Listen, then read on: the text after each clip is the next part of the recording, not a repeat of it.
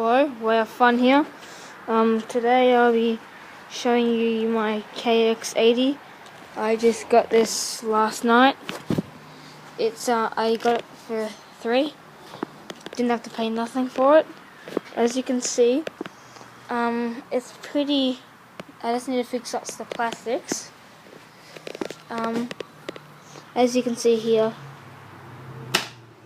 piece of crap. I can just get a new one for a couple $. The motor just got rebuilt, but the problem is the kickstart, the starter, is seized up. So if you try and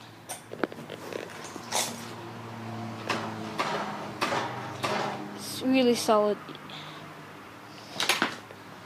Yeah, so that's about it of this bike. It's got no wheels on it, and hopefully I can get this going in about a couple of months.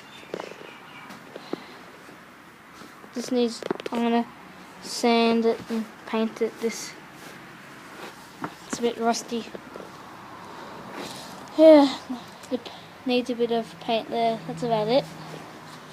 Alright, thanks for watching and hope you like my kx80.